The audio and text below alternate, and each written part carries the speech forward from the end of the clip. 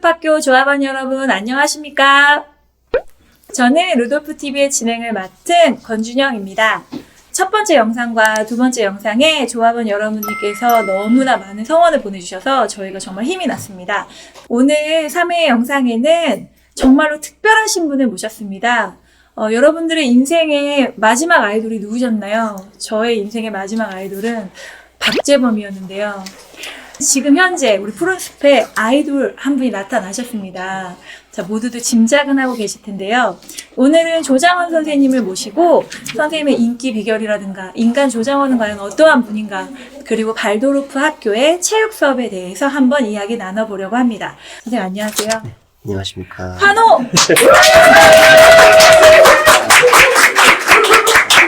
선생님. 네. 만나뵙게 돼서 반갑습니다. 반갑습니다. 영광입니다.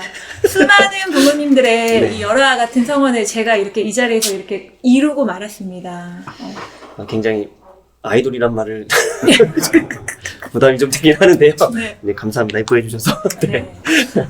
긴 얘기하기 앞서서 네. 제가 먼저 조장원 선생님의 프로필을 먼저 좀 읽고 시작하려고 해요. 네. 조장원. 그는 누구인가? 88 올림픽을 한 해 앞둔 1987년생. 그러니까 올해로 34살이 되셨습니다. 어렸을 때부터 세계적인 축구 스타를 꿈꿔왔던 조장원 어린이는 교실에 있는 시간보다 운동장에 있는 시간이 더 많을 정도로 축구에 심취했다고 합니다. 하지만 생각보다 잘하지 않은 키에 축구 선수로의 꿈은 일찌감치 접고 고이고이 접고 체육교사의 길을 닦아왔다고 합니다. 일반 학교에서 아이들과 함께 지내오던 중에 대학원 동기의 권유로 2018년 2월부터 저희 푸른숲학교의 정교사가 되셨고, 그 이후 어느새 푸른숲학교 아이들은 물론 동료 교사와 또 여기 계시는 어머님들과 아버님들 넘어서 모든 학부모님들의 사랑을 독차지하게 되었다고 합니다. 저 어떻게 이 프로필 마음에 드십니까? 네, 너무 마음에 들고요. 너무 마음에 드십니까? 네, 잘 써주셨네요. 네. 특별히 뭐 정정하고 싶다거나, 이 부분, 그렇게 나 키 아닌데, 정정하고 싶으신 네. 부분 없으십니까? 뭐 인정해야 될 부분은 인정해야 되니까, 네. 그거는 네, 아주 마음에 듭니다. 아주 마음에 드십니까? 네. 알겠습니다. 이러한 사전 지식을 가지고 지금부터 조장원 선생님과 더 깊은 이야기를 나눠보도록 하겠습니다. 선생님 앞에 프로필을 보면 대학원 동기분의 권유로 저희 학교에 오게 됐다고 하셨는데, 네. 어떻게 그때 얘기를 좀 듣고 싶어요. 네. 오시게 된 계기. 이제 그 당시에 제가 대학원을 다니면서 일반 학교에서 이제 근무를 하고 있었습니다. 근데 그때 이제 대학원 동기인데 이제 저보다 동생이죠. 이제 그 친구가 이제 다른 발도르프 학교에서 근무를 하고 있었는데 굉장히 좀 많이 얘기를 했어서 좋겠다. 내가 이제 원하는 체육 수업 할 수 있을 것 같다라는 생각을 갖고 있었는데 정말 때마침 좋은 기회가 돼서 지원을 하게 된 거죠. 네. 여기는 이제 아무래도 미인가 대안학교다 보니까 아무래도 먹고 살기 위한 조건들이 쉽지는 않으셨을 텐데, 또 그런 조건들이 또 고려의 대상이 되시진 않으셨나요? 물론 당연히 고려 대상이 됐고요. 이제 저도 이제 미래를 꿈꾸는 대한민국의 청년으로서 그렇죠. 좀 이제 그런 경제적인 부분이나 뭐 이런 것들 굉장히 좀 고려를 많이 했는데 이제 그 친구가 얘기하길 일단 본인이 이제 일하는 환경이나 그리고 어떤 그 아이들을 대할 때, 그러니까 우리 아이들 자체도 굉장히 수업하기 정말 아이들 순수하고 착하고 그리고 무엇보다 이제 형이 할 수 있는 수업을 물론 그 발도르프 교육의 체육 교육 과정이 있지만 거기서 이제 형이 할 수 있는 체육 수업도 교사회에서 같이 얘기를 나눠서 허락을 해준다면 충분히 할 수 있다. 그래 뭐 돈보다는 네, 아직은 근데 그렇다고 돈이 중요하지 않다. 진솔하게 나가죠. 네, 진솔하게. 네. 그렇지만 그게 먼저라고 생각을 좀 해서 좀 과감하게 지원을 했던 거죠. 네. 그럼 원래 어디에 사시고 계셨어요? 여기 약간 또 산골짜기 또 아닙니까? 네, 경기도 부천이 이제 고향이고요. 네. 그래서 보통 이제 일반 학교 다닐 때는 이제 서울, 강서구 쪽 이제 다니다가 그랬죠. 네. 그럼 여기 되시고 나서 이제 선생님께서 이제 여기로 이사를 오신 거예요? 출퇴근? 네. 그래서 혼자 살고 있습니다. 제가 이 교사를 꿈꾸기 전에 하던 일을 할 때도 용인에서 제가 지금 혼자 살면서 일을 했었거든요. 네. 광주 뭐 얼마나 뭐 산골이겠어, 뭐 시골이겠어 했는데 생각보다 시골이더라고요. 그런 환경이 좀 다니다 보니까 더 좋다는 생각이 들었고, 네, 아이들도 그런 자연환경 속에서 좀 뛰어노는 거 보니까, 예, 꼭 이제 뭐 아파트 단지 뭐 이런 데서 자라는 아이들보다 또, 예, 좋은 또 순수하고 막 벌레 잡으러 다니고 하는 거 보면, 벌레 너무 사랑하죠? 저희 학교 아이들. 네, 그랬습니다. 네. 그러면 선생님께서는 혼자 사시는 생활 되게 오래 하셨네요? 네, 그렇죠. 네. 그러면 보통 집에서 이렇게 요리도 해 드시고 뭐 그러시나요? 네. 잘 하시나요? 잘하진 못하는데, 네. 네, 보통 기본적인 거 좀 해먹고요. 아, 그리고 이제 주말에 이제 부천을 가면, 네. 이제 어머니께서 반찬을 해주시죠. 그래서 공수하러 공수. 열심히 다니고 있습니다. 저희 학교 오시기 전에 일반 학교에서도 아이들을 이제 가르쳤다고 하셨는데, 네. 그때는 아무래도 중고등학교 학생들을 가르치셨나요? 초등학교에도 있었고요. 어. 네, 중고등학교에도 있었고요. 네. 그래서 궁금한 게 네. 일반 학교 아이들과 저희 학교 아이들을 어떻게 좀 다른지 네. 궁금해요. 아무래도. 확실히 이제 느껴지죠. 네. 아이들이 수업 딱 하기 전에 모여서 이제 얘기하고 있는 걸 들어보면 일반 학교 아이들은 이제 미디어 얘기를 많이 합니다. 보통 게임 얘기를 많이 하는데 이제 우리 아이들 같은 경우에는 언제 어디서 만나서 마실을 갔다. 마실이란 단어를 알 줄은 깜짝 놀랐는데 마실을 나갔다. 또 가서 어디 뭐 가서 벌레를 잡고 어디서 뛰어놀고 시냇가에서 놀고 물고기를 잡고 이런 얘기를 하더라고요. 그래도 여기가 그 수도권인데 예, 정말 그 산골에 있는 아이들처럼 순수하다라는 걸 확실히 많이 느꼈고 교사의 눈치를 잘 채요. 그러니까 교사의 기분을 잘 캐치를 한다 그래야 되나? 캐치만 하나요? 아니면 캐치만 하는 것 같아요. 캐치만 하는군요. 일반 학교 아이들 같은 경우에는 이제 혼내도 듣는 둥 마는 둥 하는 아이들도 있어요. 초등학생인데도. 근데 지금 우리 학교 아이들은 진짜 딱 잡아놓고 한번 얘기를 하면 눈물을 뚝뚝뚝뚝 흐르면서 예, 그렇게 할 정도로 아이들 확실히 순수한 건 있는 것 같아요. 네. 그런 아이들의 순수함이 어떻게 수업 태도나 이런 것과도 저 너무 부모라서 제가 감정이입이 되네요. 네. 수업 태도하고 연관이 되나요? 그런 것들이? 있죠. 물론 있죠. 네. 그렇게 그래서 있나요? 그 일반 학교 아이들 같은 경우에는 일단 저학년 이제 아이들 체육 수업을 하다 보면 딱 수업 들어오면은 대충 뭘 할지 알아요. 네.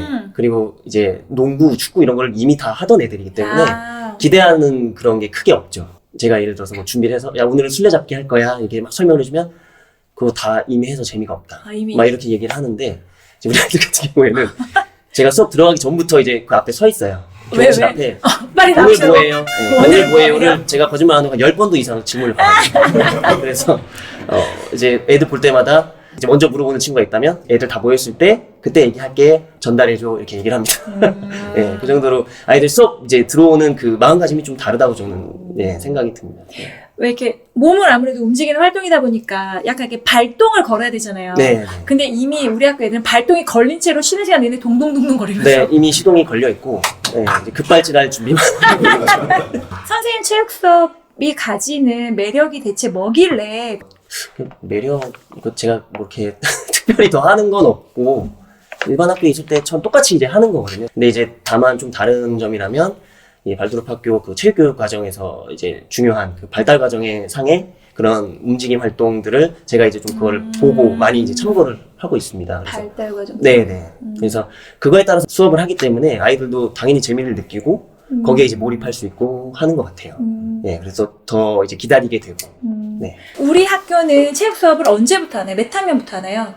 이제 원래는 3학년부터 시작을 하게 되는데 이제 올해 이제 제가 그 9학년 지도교사를 맡게 되고 또 이제 워낙 혼자서 맡는 수업이 많아지면서 죄송하게도 3학년은 이제 제가 담임선생님께 좀 부탁을 드렸고요. 그래서 지금 4학년부터 12학년까지 다 하고 있습니다. 차시가 어떻게 돼요? 일주일에 이제 2번씩 이제 들어가게 되는데 지금 이제 코로나 상황 때문에 네, 일주일에 한 번 정도로 이제 줄여서 하고 있죠. 네. 만약 코로나 상황이 끝나면 4, 5, 6, 7, 8, 9, 10, 11, 12 9개 학년을 그렇죠. 2차, 2시간씩. 예. 18차시를 일주일에 하시는 거예요? 네.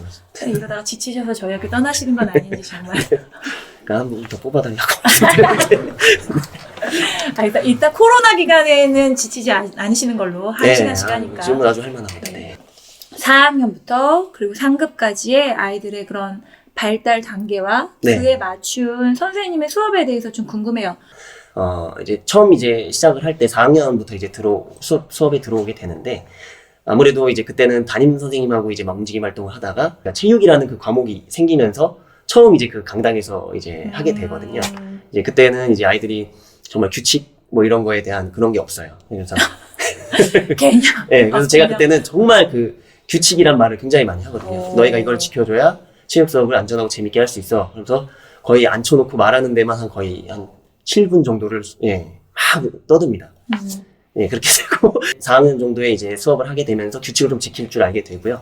이제 5학년 때 조금 규칙을 지키게 됐기 때문에 뭐 어떤 뭐 피구라던가 좀 이제 아이들이 정말 흥미를 끌 수 있는 그런 이제 다이나믹한 활동으로 이제 전환이 됩니다. 이렇게 하게 되고 6학년 때부터 조금 더 이제 기술적인 것들을 이제 요구를 하게 되는데 6학년이라고 해서 그때는 이제 뭐 스포츠 종목을 하는 건 아니고요. 약간 그 스포츠 종목을 하기 전에 이제 준비하는 단계라고 해서 뉴 스포츠라고 조금 이제 남녀노소 더 쉽게 그러니까 농구인데 뉴예요. 뉴 스포츠인데 그 이제 아이들이 농구하기 전에 농구와 비슷한 게임들을 하게 되는 거죠. 예, 네, 그런 것들을 하게 되면서 아이들이 조금 더 쉽게 그리고 규칙도 어렵지 않게 이제 접근을 일단 하게 됩니다. 7학년 때부터 이제 스포츠 종목으로 쭉 넘어가고요. 7, 8학년 때는 이제 스포츠 종목을 하지만 이제 그 규칙을 외우거나 그러진 않고 그리고 또 기술도 뭐 어느 정도 그냥 그 경기가 될 수 있을 정도의 기술만 습득할 수 있게끔 그러니까 좀 스포츠 상황 속에서 배우게끔 그렇게 진행을 합니다. 그리고 이제 상급 과정에 들어가게 되면 그때부터는 이제 기술적인 것들이 들어가서 정말 연마한다는 느낌이 들 정도로 제가 붙잡고 계속 하는 거죠. 뭐 예를 들어서 배구를 한다 하면 토스만 진짜 아이들끼리 2인 1조로 시켜서 통과할 때까지 이제 정말 기술. 그래서 제가 이제 한 명 한 명 보면서 이제 피드백하고 쫓아다니면서 하고 더 이제 진전이 된다면 뭐 11학년, 12학년 때는 스포츠 종목을 새로 만들어 보기도 하고 규칙을 만들어 보기도 하고 이제 거기까지 이제 진행이 되는 거죠. 체육 수업을 관통하는 그런 것이 규칙인 것 같아요. 선생님 그렇죠. 보니까 개념도 그 규칙 자체를 모르던 아이들이 점점 그 규칙을 지킬 수 있게 되어가면서 그렇죠. 또 진짜 새로운 게임까지 만드는 그런 과정들이 그리고 그 안에서 이제 내가 어떤 역할이고 그리고 그러니까 우리 팀 뭐 아니면 뭐 내 동료 뭐 이런 협동심이나 그런 것들을 이제 키워가는 거죠. 그럼 왜 발도르프 학교에서는 아이들을 경쟁시키지 않는 그런 게 있잖아요. 그래서 근데 체육 수업에서도 팀으로 대결, 그러니까 시합을 하는 거는 언제부터 하나요? 저는 이제 5학년 때부터 이제 하고요. 근데 그게 이제 경쟁이 말이 이제 경쟁이지 사실 저는 뭐 누가 이겼어? 뭐 축하해 이런 거는 절대 얘기를 안 합니다. 이제 어떤 식으로 표현을 좀 해요? 이제 보상을 줘야 되잖아요. 어떤 식으로? 이제 잘 돌리죠. 예를 들면? 경쟁이 아니지만 어쨌든 경쟁을 하게 되면 이 팀이 뭐 어떤 거를 성공을 하면 선생님이 선물을 주겠다. 뭐 이런 식으로 이제 농담 반 진담 반으로 얘기를 하면 아이들이 다 그거 갖고 이제 경쟁을 하게 되죠. 근데 이제 마지막에는 이 팀은 뭘 잘했고 이 팀은 뭘 잘했고 다 설명을 쫙 해줘요. 그러고 나서 브리핑을. 그러면은 우리가 다 오늘 재밌게 했고 이러면 된 거다. 그러면 상품을 다 주겠다. 하고서 주머니에서 막 이렇게 해서 이제 하트를 아이들이 정색을 하죠. 이제 그런 식으로 이제 농담으로 넘어가면 이제 아이들도 정말 다행스러운 게 그냥 인정하고 넘어가요. 그냥 뭐 재밌게 했으니까 됐어 하면서 이제 강당에서 이제 나오는데 아이들이 좀 그런 건 고맙죠. 왜 안 줘요? 이렇게 이제 할 수도 있는데 그런 것들을 보면은 우리 아이들이 정말 진짜 진짜 체육 그 자체 그런 거를 좋아하는 거지 뭐 경쟁이나 이런 거에서는 어릴 때부터 그렇게 길어져 왔구나라는 생각이 좀 들더라고요. 보통 그렇게 체육 수업, 몸을 움직이는 수업을 하다 보면 아이들이 꼭 이렇게 언쟁이 붙거나 꼭 싸움이 나잖아요. 게임만 해도 막 난리가 나고. 그렇죠. 그런 뭐 기억에 남는 상황이 있으신가요? 너무 많아서. 너무 많아서. 근데 그게 이제 그 학년이 올라갈수록 그런 건 확실히 덜하고요. 4학년, 5학년 때가 굉장히 이제 많죠. 그래서 4학년 때가 거의 그 다른 선생님이 이제 들어와서 이제 참관하셨는데, 이거 어떻게 수업을 이렇게 하냐. 그러니까 그게 이제 뭐, 아이들이 워낙 이제 막 그 개인 그게 있다 보니까, 여기서 막 이제, 텐션이 올라가 있고, 여기서 올라가 있고 하면 여기를 좀 진전시켜 놓으면 여기서 터지고 하긴 해요. 제가 이제 어쨌든 하나가 문제가 생기면 멈추거든요. 전체가 다 멈춰요. 그렇게 되기 때문에. 발동동! 야, 빨리! 이제 다 달려가서 이제 달리기 바쁜 거. 저보다 먼저 가요. 이제 막 그 상황이 일어나면 왜 그래? 그래서 괜찮대요 선생님 빨리 하세요. 네. 급 마무리. 빨리빨리. 네, 급 마무리가 돼서 이제 그 아이들도 이제 벙쪄갖고 이제 이렇게 될 정도로 아이들이 워낙 그런 이제 체육을 하고 싶어하고 이런 의지가 있기 때문에 웬만하면 그런 문제들이 거의 없다고는 하죠. 그렇지만 생겨도 좀 잘 이제 예. 애들이 그러니까 너무 상상이 가요. 아, 됐대요. 선생님 괜찮대요. 이렇게 말하는 게. 근데 또 이제 제가 가서 물어보면 또 괜찮다고, 예. 괜찮다고 탁 이제 울다가도 탁 하고 해요. 아니면 좀 선생님 저 나가 있다가 나가서 좀 이제 마음 안정시키고 들어와서 할게요. 알았다. 그래서 하고. 그러면 선생님이 하고 계시는 수업 방식 중에 그 독특한 수업 방식이 놀이체육이라고 표현을 제가 들었는데 네. 그거는 또 뭔지 한번 설명을 좀. 그러니까 뭐 제가 저만 하는 건 아닐 거예요. 근데 이제 발도르프 이제 학교에서 계신 이제 체육 선생님들께서 보통 이제 저학년들은 그렇게 운영을 하시는 걸로 알고 있는데 이제 아이들 그 발달 단계에 맞춘 아이들이 움직임을 유도를 해야 된다라고 이제 해서 도입을 한 거죠. 예. 놀이체육. 네. 그렇게 된 건데 일단 아이들이 기술을 배운다거나 하는 규칙을 배워야 된다거나 그런 것들보다 정말 아이들끼리만 있어도 재밌게 잘 놀잖아요. 근데 거기에 이제 교사가 들어가는 것 뿐이거든요. 근데 이제 교사가 들어가서 그 놀이를 좀 어떻게 보면 주도하고 좀 안전하게 재밌게 할 수 있는 방법으로 좀 이제 이끄는 역할을 하는 건데 그 놀이체육이라는 게 쉽고 재밌게 접근할 수 있는 방법들이에요. 그래서 일단 가장 먼저 하는 게 이제 술래잡기. 가장 아이들이 제일 어릴 때부터 하는 술래잡기를 진짜 종류별로 다 하고요. 종류별로. 근데도 되게 굉장히 재밌어 하고, 예, 술래잡기를 하고, 그 다음엔, 조금, 이제 4학년, 5학년 정도 되면 공을 가지고 할 수 있는, 그것도 이제 정식 피구가 아닌, 뭐, 이야기를 뭐, 토끼와 사냥꾼이라고 해서, 예, 그런 것들로 이제 피구 비슷한 게임들을 이제 하게 되죠. 그러니까 체육을 시작할 때 이야기를 해주면서, 이렇게 도입을 하고, 그리고 그 아이들이 그 이야기를 들으면서 상상을 하게 되거든요. 그래서 내가 여기서 그냥 체육하는 게 아니라 나는 토끼야. 근데 내가 공을 잡으면 사냥꾼이 될 수 있어. 뭐 이런 식으로 이제 예, 상상을 하면서 이제 하는 게 이제 놀이체육의 이제 예, 주된 거죠. 네.